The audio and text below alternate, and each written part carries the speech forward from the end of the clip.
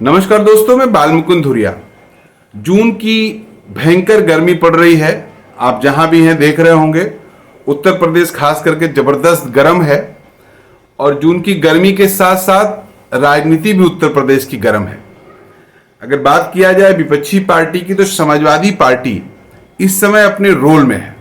बड़ा अच्छा लग रहा है देख के अच्छा लग रहा है इन सेंस कि तमाम विरोधी पार्टियां सवाल खड़ा करते थे, खास करके ओम प्रकाश राजभर जी जैसे ढुलमुल लोग, कि अखिलेश जी एसी से बाहर निकले।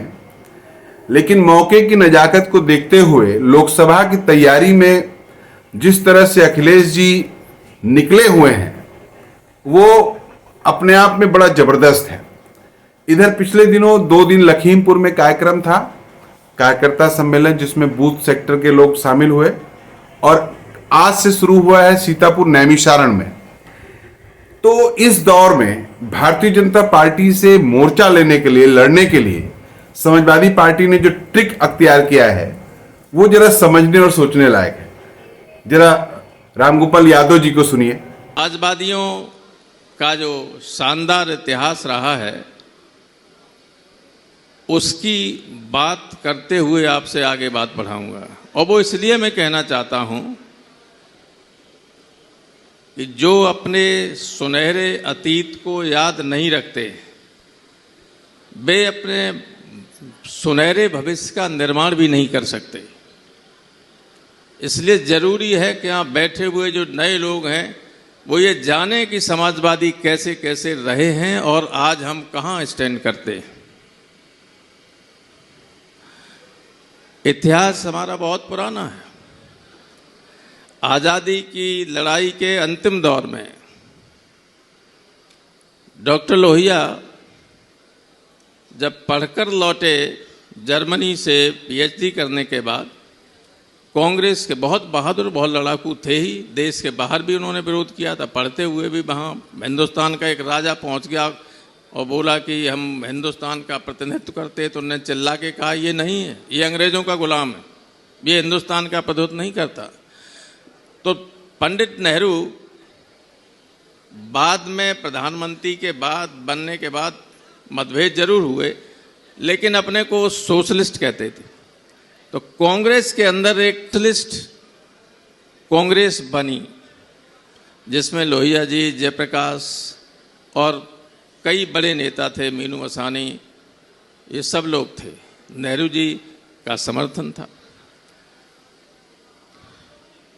आज़ादी के बाद ये मतभेद थोड़ा सा नेहरू के जो काम करने का तरीका था, जो हम लोगों को उम्मीदें थी, उस वक्त लोगों को उम्मीदें थी कि आज़ाद होने के बाद हम क्या करेंगे, किस रास्ते पर चलेंगे, उससे हटते नज़र आए। तो लोहिया जी, जयप्रकाश, आचार्य कृपलानी, मीनू मसानी और तमाम लोगों ने ये अलग हुए और अलग पार्टी बना ली। आचार्य कृपलानी की भी एक पार्टी थी, वो भी इसमें शामिल हो गए, तो एक प्रजा सोशलिस्ट पार्टी बनी। और 52 का जो चुनाव हुआ जयप्रकाश जी के नेतृत्व में पहला, उसमें लोग कहते हैं कि जयप्रकाश की सभाओं में जो लोग आते थे, जित भीड़ आती थी, वो पंडित जवाहरलाल नेहरू के सभाओं से बड़ी थी। और लोग समझ रहे थे कि ये समाजवादी देश की सत्ता पर पहुंच जाएंगे। आपने देखा कि कार्यकर्ताओं को संबोधित करते हुए रामगोपाल जी कैसे समाजवादी पार्टी के ऐतिहासिक पृष्ठभूमि में लोगों को ले जा रहे हैं। ये बहुत ही जरूरी है इस दौर में। अगर वैचारिकी नहीं डालेंगे लोगों में, वैचारिक रूप से भारतीय जनता पार्टी के खिलाफ लड़ाई के लिए जनमत नहीं खड़ा कर पाएंगे, तो संघर्ष बहुत कठिन हो जाएगा। किस तरह से लोहिया जी के बारे में, लोहिया जी के आंदोलन के बारे में और समसामयिक परिस्थिति में लोहिया जी की पहलकदमी के बारे में रामगोपाल जी ने जो रखा, वो वाकई काबिले तारीफ है। और इसी तरह से कार्यकर्ताओं को एजुकेट और आगे की लड़ाई के लिए बढ़ाया जा सकता है। और उससे भी बढ़ के फिर अखिलेश जी ने जो अपने कल के कार्यक्रम में वो शामिल होंगे, लेकिन आज अपने वाहन से, अपने रथ से जो जागरण फैलाते हुए चल रहे हैं, वो भी इस चिलचिलाती धूप में एक मील का पत्थर साबित हो रही है। आप जरा सुनिए। की पहचान थी हमारे यहाँ के किसान, हमारे मेहनत करने वाले यहाँ किसान समाज, अब क्या पहचान है? अत्याचार और अन्याय का प्रतीक थार वो देखने को मिलता लखीमपुर में। जो उन्होंने कहा मैं नहीं जानता किस संदर्भ में कहा, लेकिन अगर कन्नौज की घटना देखें, एक सांसद अपने सभी गुंडों के साथ जाता है और चौकी में जितनी पुलिस मिलती है उसकी पिटाई करता है, तो ये सरकार बुलडोजर चलवा देती है उसके घर पे। क्यों ये बुलडोजर नहीं चला रही सांसद के घर पर? लगता है लोगों ने चिंता व्यक्त की होगी और लोग चिंता व्यक्त करते हैं। खिलवाड़ हो रही है यूनिवर्सिटियों में, एक ही रंग, एक ही विचारधारा के लोगों को बैठा करके नौकरियों पर हमला हो रहा है। इन सब चीजों से मुकाबले के लिए, जनता को जागरूक करने के लिए समाजवादी पार्टी का इसी तरह के कार्यक्रम लगातार चलते रहेंगे। लोक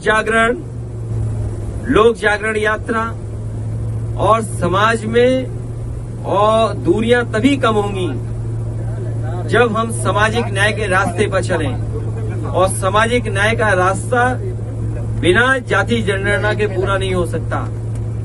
और जाति जनगणना से सामाजिक न्याय भी मिलेगा, समाज भी मजबूत होगा, लोकतंत्र भी मजबूत होगा।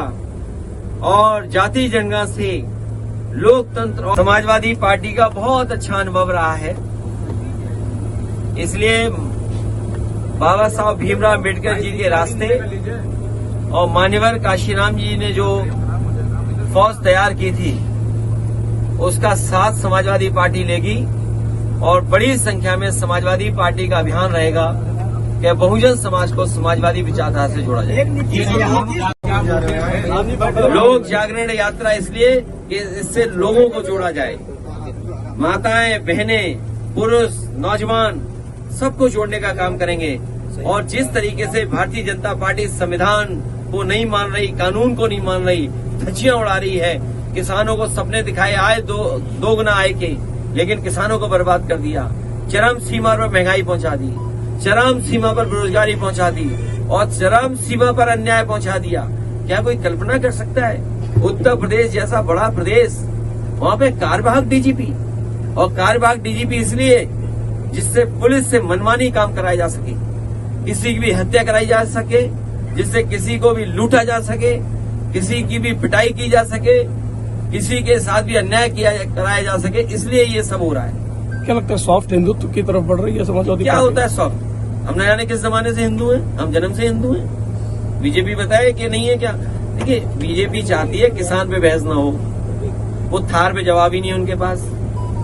जो कन्नौज में हुआ है उसका जवाब ही नहीं है कि सांसद पीट रहा पुलिस को। जो बीजेपी ने इल्लीगल बिल्डिंगें बनाई हैं, और मैं तो पत्रकार साथी से कहूंगा, ये पत्रकार साथी मुझे बड़ा जिम्मेदार लगता है। अयोध्या, गोरखपुर, लखनऊ, यहाँ पर रजिस्ट्रियां निकलवाओ और देखो सबसे बड़ा भूमाफिया कौन निकलेगा। इन जिलों की जब्बार साथियों का धन्यवाद देना चाहता हूँ। माइक नीचे रखिए यार। इसी बस में हम लोग 22 में मिले थे। 22 के बाद ये बस रुकेगी नहीं।